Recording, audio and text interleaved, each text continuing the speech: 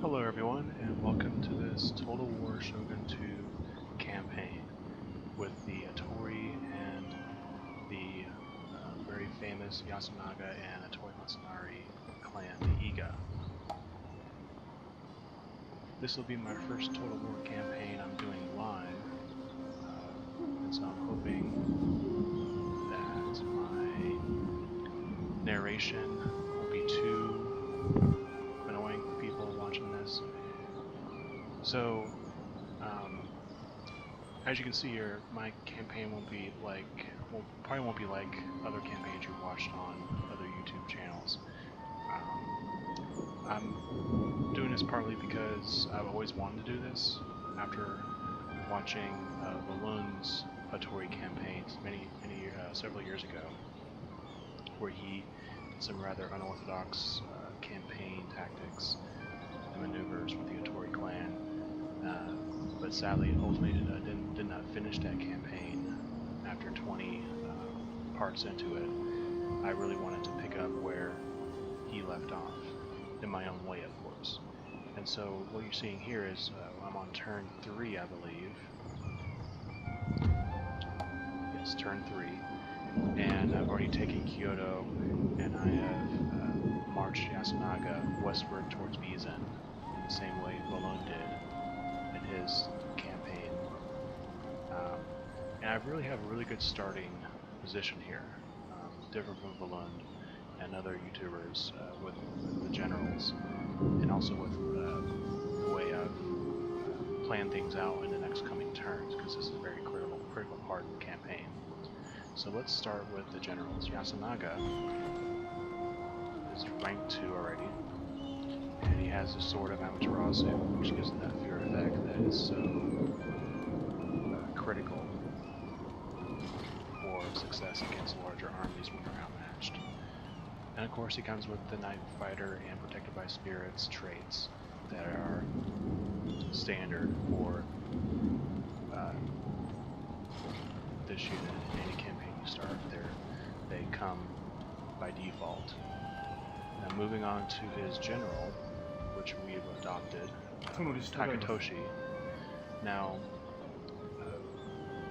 when you start any Hattori campaign, you can opt to adopt your general and marry him to a nearby clan. In this case, the Tsususi have a eligible daughter that you can arrange to get married with. And there's always a randomized seed within each time you start the campaign that may or may not give that potential wife a trait. And of course there are different traits for different wives, and I was fortunate enough to get one of the best ones, in my opinion, is the fertile trait. And it's the higher ranking fertile trait, the fecund wife, who has a stronger constitution than just a fertile wife. And so we're hoping, since she is 14, rather young I think, hopefully the randomizer will be gracious in bestowing me additional sons and daughters for our family for the coming years. And that's just a long-term strategy to hopefully expand our family more and get more generals on the map, other than just relying on heroic victories to spawn random generals. And also, if you notice, there's another trait that Takatoshi acquired, and that is War and Slaughter, and that is another way you can get that fear effect other than the Sword of Amaterasu. And this is a rather interesting trait to get.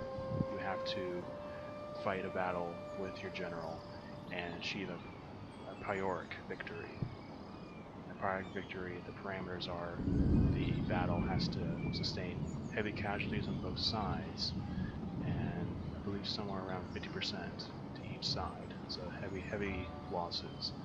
And there's a percentage chance that even if you do get that prioric victory, there's a percentage, maybe 5%, maybe 10%, not exactly sure. And so it's still even a roll of the dice, even if you get everything aligned. And so we have a really good starting position. Yasunaga with the Sword of Amaterasu, Takatoshi with War Slaughter, and also the heroic Ashigaru. So my plan is to go along with that theme and have Takatoshi be a Ashigaru general, and get some more retainers to support the Ashigaru army he's going to be leading in the future. And I'm planning on, as we get more generals, to specialize them. Obviously have one general that has a bent towards maybe the katana samurai, maybe another general that maybe specializes in cavalry. We'll just see what comes up, because I'm not going to commit to any particular thing in this campaign, because this is a very, very volatile campaign. We've already triggered Realm Divide on our first turn, and so pretty soon in the next 2 or 3 turns, everyone's going to turn against us. Right now I'm in a kind of a calm before the storm. I've eluded Kyoto, moving westward as fast as we can, and right now we have 3 alliances. We are allied with the Asai, with the Atano, and the Susui, but that won't last for much longer. We'll have a whole birth of clans giving their war decrees to us, declaring war, and pretty much once that domino falls, everything else is going to go to shit, as some people say, and then it'll be pretty much us against everyone else. So really excited for this, because I haven't really seen anyone else really tackle this kind of campaign other than Volound, who, he had his own reasons for not finishing, and I respect that. But I'm definitely interested in trying to see what I can do, and this will be a really big challenge to me. I've run through this a few times, and I know a few things to anticipate, but ultimately, once you get past turns maybe 9 or 10, it starts getting really dicey, and anything really happens. Anything can really happen. You can have 2 or 3 full stack armies just come at you in one moment's notice, and not even the best tactician can really fight against 5-1 or 6-1 odds. But I'll try. So, any other updates here? Oh yeah, so there are a few things that I'm doing differently than the previous campaign that I mentioned, Volound's campaign, from a couple years ago. And that's, I am making a few changes to the way things are starting. So basically my thought process is, I want I don't want just the AI just throw me a bunch of Ashigaru stacks one by one and just have a really bland army composition. I want the AI. I want to see some interesting things in this campaign. And so what I've done is I've given myself, as well as all the factions, I think it's like 40 something factions, the major and the minor factions, technology advancements. So I've given myself, as well as everyone else, the same technology as you see here. And so all the technology tree that's been checked here has been unlocked for everyone. And also, I've given everyone besides myself, all factions, an extra 5,000 koku, just to make things a little more interesting. So, even though I've given myself a little bit of a boost technology-wise, everyone else has these boosts too. So I think it evens out there. And also, there's also the added difficulty of being on Legendary. This is a Legendary campaign.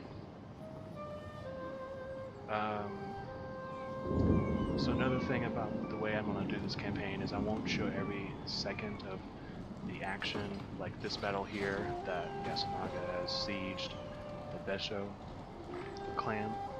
I probably won't show that battle because it's rather routine. So it'll be a lot of just maneuvering around and trying to get the best kind of vantage point and minimizing as many losses as I can. But I will try to show as many battles as possible. Trying to make this not as boring as it can be when I'm thinking. So that's about it for my introduction. I will be posting the video of my initial capture of Kyoto, because I know there are a few people out there that have said that they've tried to take Kyoto on first turn with Hattori, but they failed. And there's a trick to it. There's a trick to the AI when you have to position your troops to get them out of the inner circle.